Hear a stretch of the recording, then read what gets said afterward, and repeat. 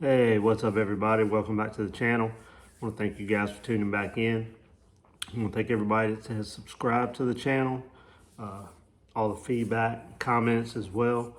And I just want to thank everyone for all the interest, and really want to thank you guys for coming back. And hopefully I can tell you something today that will help you catch some fish in the month of March, which is what we're headed into now. The thing about March is it's one of those months where there's a lot of changes, and it could be rapid and they could happen day to day. You could see a difference in the fishing, or hour to hour you can see a difference in the fishing. March is a real fast-paced month as far as the way the bass's mood changes, because they're heading toward the spawn, and that's a time of the year when more fish are shallow than any other time of the year. So a lot of your progression and a lot of your fishing is going to be more towards shallow water in March, April, into May even, as the spawn gets closer, depending on where you live.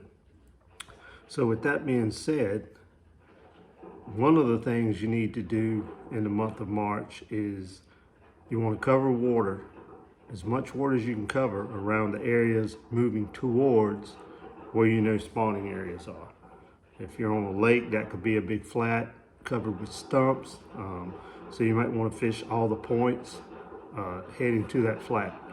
If you're at a river and you know it's a creek or a cut in the river that bass spawn in, you want to head towards the mouth of that cut or that creek, or maybe the first quarter way back into the creek. Not all the way to the middle or all the way to the back, but at the front of it when you first get off the main river. And there's really 4 different baits I use in the month of March to really cover water. And that's not to say you can't catch fish with other baits, but these are 4 baits that I depend on a lot to cover water and have worked well for me over the years in the month of March as we head closer to the spawn. Because remember, the main thing on their mind is spawning, and they're moving towards those areas, not maybe right into the area where they plan to spawn, but towards the areas close to that. I think a lot sooner than what people think, and it's important to fish more around those areas heading in that direction. So first bait I'm going to start off with is a 1/2 ounce double willow spinnerbait. I usually go with chartreuse and white, and I do a lot of river fishing. And the chartreuse and white, this happens to be a Strike King bleeding bait series. I always fish these 1/2 ounce double willow spinnerbaits with 1 silver, 1 gold blade. And I use a Zoom Fluke, Swimming Fluke Junior as a trailer. That's just always been a real good trailer for me on the spinnerbait. I've tried other trailers, and that little Zoom Fluke Junior has always been a good one for me. This is the bait that I caught my personal best on last year at Falls Lake.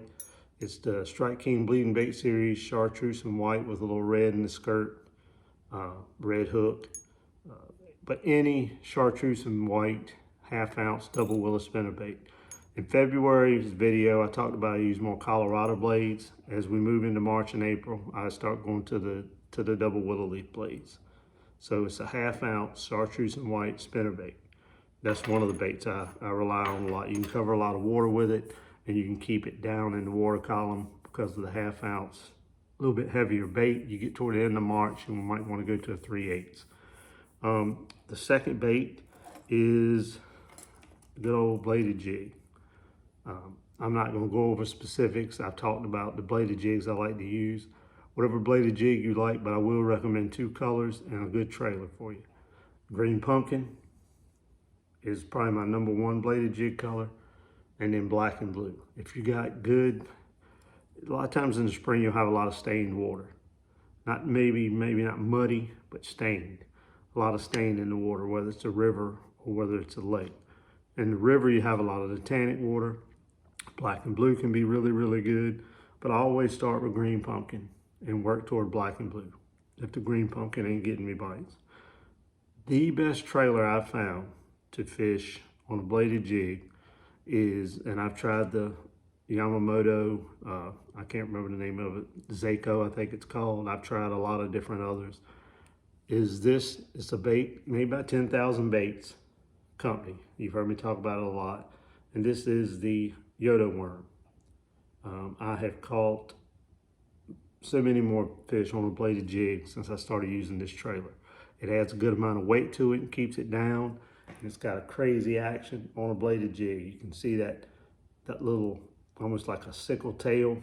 It's really, it looks a lot like the tail on a lot of these minnows you see guys using with forward-facing sonar. When it's coming back in the water, man, it's got a crazy action to it.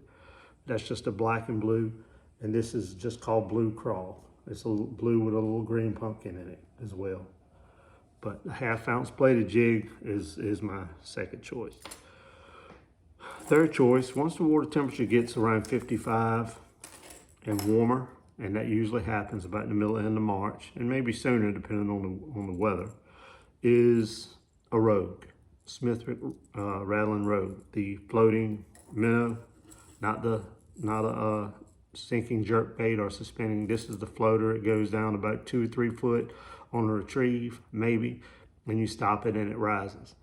I fish it 2 different ways. First, let me show you the 2 colors, the only 2 colors I use. A lot of times in the river, I'll have them both tied on. This is the black, gold sides, orange belly, which is a good perch color. And this is the chrome, white belly, and black on top. I'll either keep it under the surface, twitching it pretty quick to keep it down into 2 or 3 foot of water, or I'll twitch it and let it rise to the top.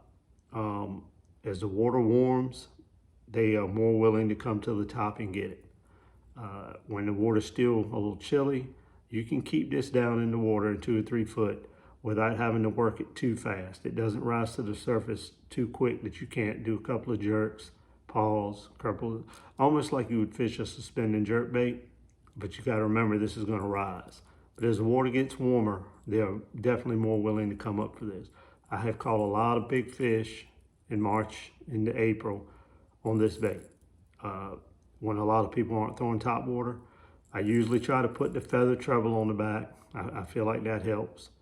But this is my third choice after the spinnerbait and bladed jig is the Rogue. One other thing about March is you want to remember the hard cover. I talked about in February.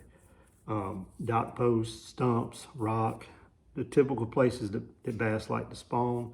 Keep those places in mind when you're throwing these baits. If you got any questions about anything, you can put them in the comments. Lastly, you know I can't do a video like this in March without talking about a crankbait, but I'm going to give you a different one. This is like a little sleeper, sneaky crankbait. I don't talk about this crankbait a lot. It used to be one I used more. I still use it. March and April, it's always tied on. And you know about the black labels and the little johns and the other flat-sided type crankbaits I like to use. This is a little bit different. This is almost like a hybrid square bill like because of the lip on it. And that's the Rapala DT4. You hear a lot about the DT6, DT10, that series of crankbaits by Rapala is one of the best there is. The DT4 is kind of the one that you don't hear a lot of people talk about. Same body, but the thing is the lip, it only dives 4 feet and it's got like a round lip on it. It doesn't have that typical square bill lip, and the action's a little bit more subtle, but it still hunts pretty good. This is a really good bait in March. Some of the best cranking days I've ever had in March have been on this bait, and I just haven't talked about this bait a lot. Also, what a lot of people don't realize about the DT4 is it's the only bait in the DT line with a little rattle in it. It sounds like it's a single BB. There's not a lot there, but it's just enough where sometimes it makes a difference. This red crawl, it's like a real bright red crawl with a little bit of brown and green hue on the back in March. That's a really good color. Another really good color, and this one's got a lot of scratches, a lot of scars on it, is the Caribbean shad. It's chartreuse with a little white on the belly and this really bright blue on top. Good bluegill imitator in the spring.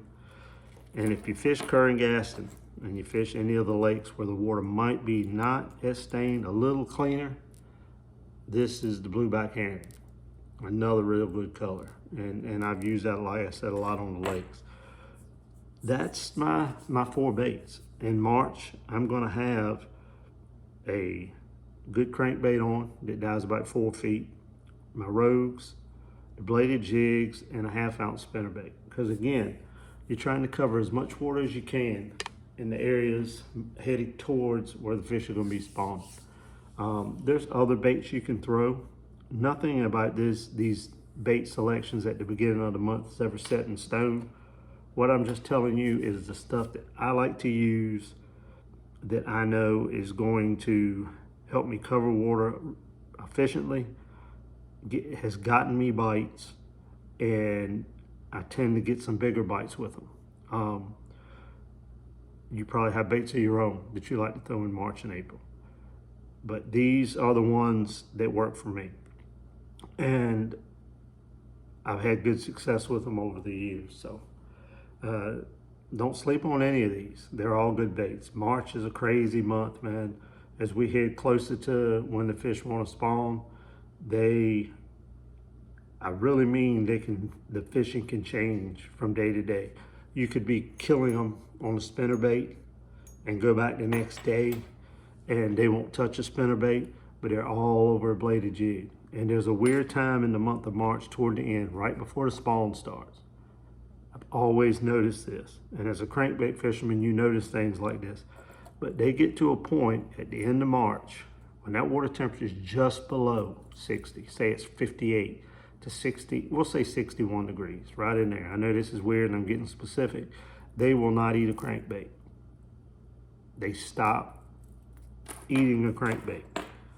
And the bite will change more to a spinnerbait. And then it's like before long, all of this moving stuff, as they get right on the cusp of spawning, a lot of this moving stuff will stop except for the rogue. And that's because it's such a territorial bait. They become so fixed on the area where their bed is gonna be and guarding it and getting ready for, you know, the male's getting ready for a female to come up and get on the bed with them, that you can twitch this in the areas, and even if you don't get them to bite, they'll show you where they are. That's kind of important if you like to fish tournaments. A lot of times a rogue will draw a fish out and show you where that fish is making its home right now, or where it's spawning right now, and you can come back later and you can catch that fish. Even if you don't catch it when you initially see it, the rogue will draw them up and you'll be able to know where they are. So I hope this helps you guys catch some fish in the month of March. April, things really start to get crazy because they can change from hour to hour. You could be throwing a bait and just lights out in the morning, and then about 10 o'clock, that bite just stops and they are locked onto a bed somewhere, and if you don't hit them dead on the head and you ain't really fishing for a bed fish, it's almost impossible to get bit. So hope this helps. If you got any questions, comments, you know, put them down below. And again, thanks everyone for subscribing to the channel. It's continuing to grow every day. I really appreciate it. And I hope something I saw talked about today, something I brought up, a bait I mentioned, helps you catch more fish. And I'll see you guys on the water, and I'll see you in the next video. Thanks for watching.